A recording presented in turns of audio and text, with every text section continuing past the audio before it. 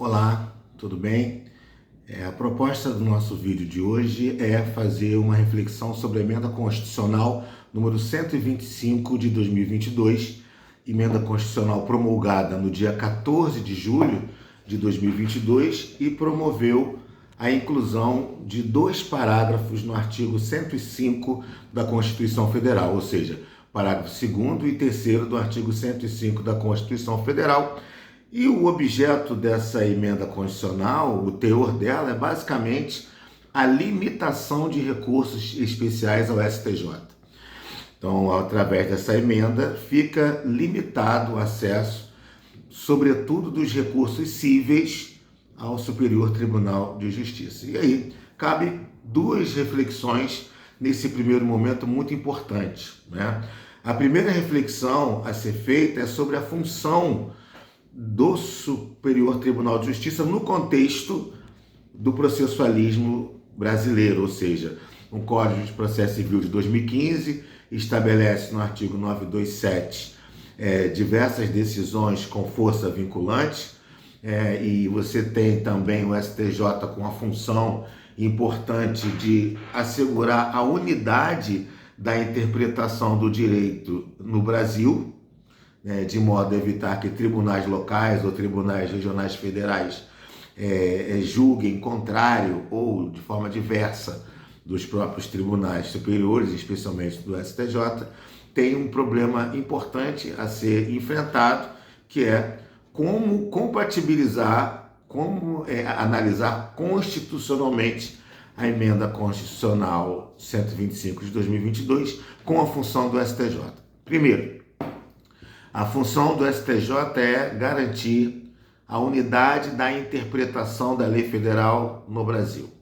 Esse é o primeiro ponto importante. Garantir a unidade da interpretação da lei federal, ou seja, uma interpretação unificada no aspecto do direito civil, do direito processual civil, do direito do consumidor, entre outros. Então, esse é o primeiro ponto, né? Assegurar a unidade na interpretação do direito. Com essa limitação dos recursos cíveis, essa função estará, de fato, comprometida, porque os recursos cíveis não chegarão mais ao Superior Tribunal de Justiça e ficarão a cargo da interpretação dos tribunais locais. Esse é um ponto de extrema delicadeza, na medida que nós temos 5 regiões com aspectos culturais diferentes e que impactam na prática judiciária. Então, se os recursos cíveis, se os entendimentos dos tribunais locais não forem, de alguma forma, unificados pelo Superior Tribunal de Justiça, nós teremos aí tratamentos diversos em causas idênticas, o que com certeza afetará a segurança jurídica. Então, esse é o primeiro ponto, né? A limitação de recursos cíveis ao STJ poderá enfraquecer a unidade da interpretação da lei federal e acarretar insegurança jurídica na medida que cada tribunal local, cada tribunal regional federal pode firmar seus entendimentos que não serão revistos pelo Superior Tribunal de Justiça. O segundo ponto é o Superior Tribunal de Justiça como uma corte de precedente.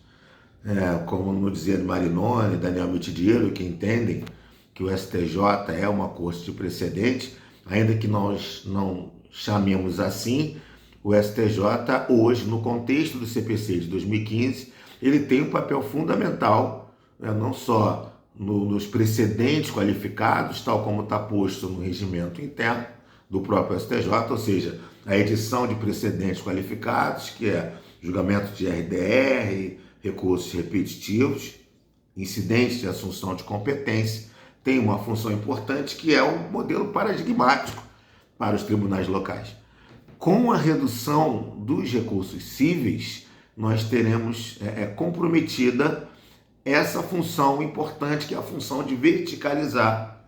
Embora tenha discussão sobre essa verticalização, sobre essa vinculação, mas o fato é que vai reduzir consideravelmente. Então, são dois pontos de atenção em termos gerais sobre a função do STJ e o impacto que essa emenda constitucional vai promover nessas funções. Ao analisar o teor da emenda, surgem alguns pontos importantes para a nossa reflexão. O primeiro ponto importante é a redação do artigo 105, a redação do parágrafo 2º do artigo 105, incluído pela emenda, diz o seguinte: no recurso especial, o recorrente deve demonstrar a relevância das questões de direito federal infraconstitucional discutidas no caso, nos termos da lei, a fim de que a admissão de recurso seja examinada pelo tribunal, o qual somente pode dele não conhecer com base nesse motivo pela manifestação de 2/3 dos membros do órgão competente para julgamento. Então tem dois pontos importantes aqui, né, numa primeira leitura, numa primeira reflexão do parágrafo 2º do artigo 105 da Constituição Federal, que é no sentido de que existe a necessidade de uma lei complementar para definir melhor esse novo requisito. O que o parágrafo 2º da emenda constitucional 125 de 2022 coloca, né, no artigo 105, é um novo requisito para o recurso especial. Isso já aconteceu lá no recurso extraordinário com a emenda 45 de 2004, quando definia como requisito a repercussão geral. Se a emenda constitucional número 125 de 2022 colocasse a relevância da questão federal somente, não teria problema, porque não reduziria o acesso ao Superior Tribunal de Justiça. Não reduziria. E aí andaria bem só o parágrafo 2º, no sentido de dizer que a lei definiria como seria, o que seria questão relevante, questão federal relevante. A lei definiria os parâmetros por meio dos quais o tribunal ia conhecer ou não do recurso. Então esse é o primeiro ponto. O artigo 105, parágrafo 2º, com a redação incluída pela emenda, já deixaria claro que a lei, né, trataria o que seria denominado questão federal relevante, né? E o quórum qualificado razoável, 2/3, para se conhecer da relevância da questão federal. Ok.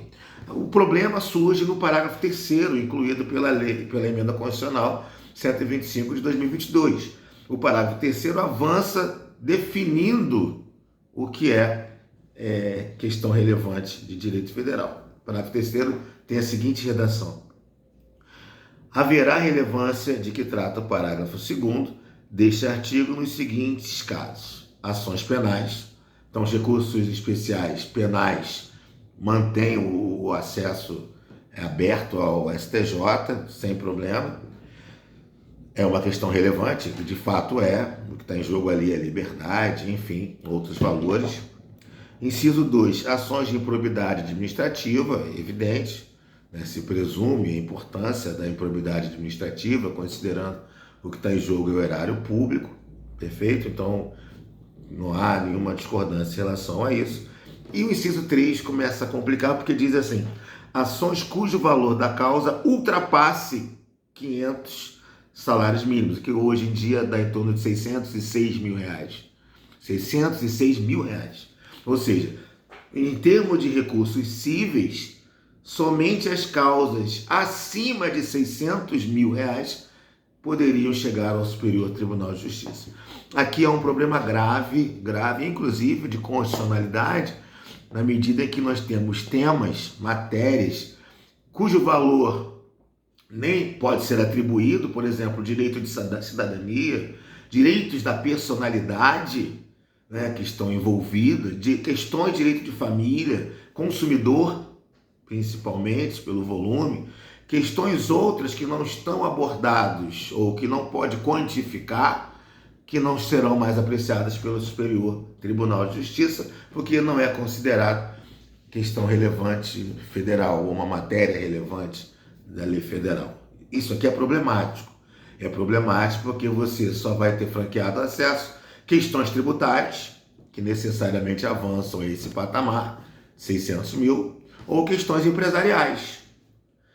Questões empresariais, claro que avança nesse valor, ou questões tributárias. Raramente teremos uma discussão no âmbito do direito de família, questões importantes que não serão mais tratados pelo Superior Tribunal de Justiça, porque não terá o seu requisito básico ou o seu requisito principal, que é a relevância da questão federal. Aqui, prontamente, é uma limitação inconstitucional, pela função que a Constituição atribui ao próprio Superior Tribunal de Justiça.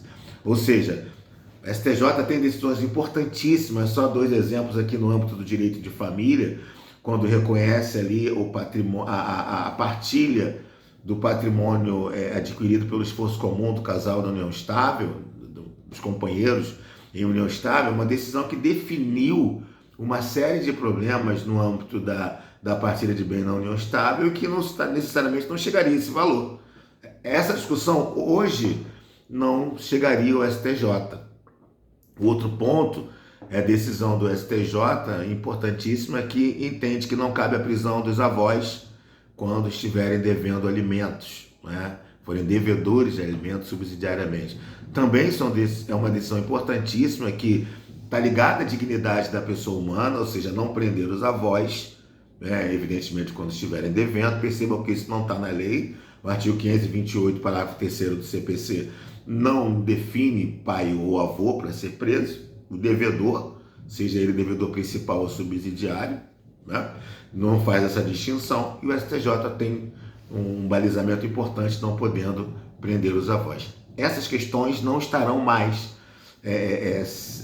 acessíveis ao Superior Tribunal de Justiça, porque estariam abaixo do valor. Então esse ponto é importantíssimo para se debater, inclusive para que o STF se manifeste acerca da sua constitucionalidade. O inciso 4 fala das ações que possam gerar inelegibilidade, ok? É perfeito, questão eleitoral, não diretamente eleitoral, mas também vinculado a questões outras que possam acarretar inelegibilidade, perfeito, não há nenhuma discordância em relação a esse ponto. E o inciso 5 da emenda diz o seguinte: hipótese em que o acórdão recorrido contrariar a jurisprudência dominante do Superior Tribunal de Justiça. Aqui tem duas questões para serem observadas. Primeiro, a ideia de jurisprudência dominante do Superior Tribunal de Justiça. A gente volta, né, ao período anterior ao Código de Processo Civil de 2015, que isso é um conceito muito... O que é jurisprudência dominante? Quantas decisões compõem uma jurisprudência dominante? Então era uma linguagem, é um conceito muito indeterminado, que o CPC de 2015 buscou superar de alguma forma e que volta agora como um ponto importante para ser debatido, que é o que é a jurisprudência dominante do STJ, considerando que é um tribunal que não tem, em muitos casos, uniformidade de entendimento. Então é um ponto a ser bem compreendido, né, no sentido de que eu posso levar o meu recurso pessoal ao STJ quando os tribunais locais contrariar a jurisprudência dominante do Superior Tribunal de Justiça. E aí, os precedentes vinculantes, qualificados, como é que nós vamos compreender isso na prática? Esse é um ponto de reflexão, não tão urgente. Agora, o ponto mais urgente é, na medida que os recursos cíveis não vão chegar mais ao STJ, se isso for mantido, não houver uma análise da inconstitucionalidade, somente os recursos cíveis cujo valor ultrapassem 500 salários mínimos, uma questão temporal, 5 anos de vigência da emenda constitucional número 125 de 2022, as questões do STJ, os casos novos que estavam sendo julgados pelos tribunais locais, podem distanciar do entendimento do STJ, e que você vai ter uma nova discussão sobre o cabimento do recurso especial. Ou seja, precisa interpretar muito bem esses dispositivos legais de modo a qualificar o argumento, de modo a viabilizar o recurso especial. Então, primeiro, entender bem o que se diz hoje no contexto do CPC de 2015, o que é uma jurisprudência dominante, e assegurar, sobretudo, a vitalidade, a dinâmica dos novos entendimentos dos tribunais superiores, sobretudo do STJ, para que possa assegurar a efetividade dos direitos, né? Sobretudo com as decisões do STJ como paradigmáticas para todos os tribunais. E aí finalizo essa nossa primeira reflexão com o inciso 6, que diz que outras hipóteses previstas em lei. Ou seja, tanto o parágrafo 2º, inserido pela emenda constitucional no artigo 105 da Constituição, quanto o inciso 6 do parágrafo 3º falam de leis.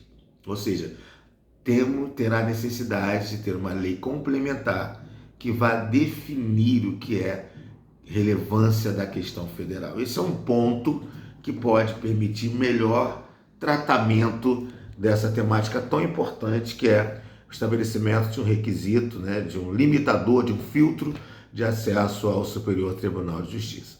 Então é evidente que essa questão está recente, precisa ser compreendida, precisa ser debatida, mas principalmente a hermenêutica que se deve dar sempre será no sentido de não limitar o acesso ao Superior Tribunal de Justiça, considerando as suas duas funções principais, que é assegurar a unidade do direito, da interpretação do direito federal, no Brasil, e a segunda, o estabelecimento de decisões com força vinculante e que permite aí maior garantia na aplicação dos direitos de cidadania, dos direitos civis, independente do valor.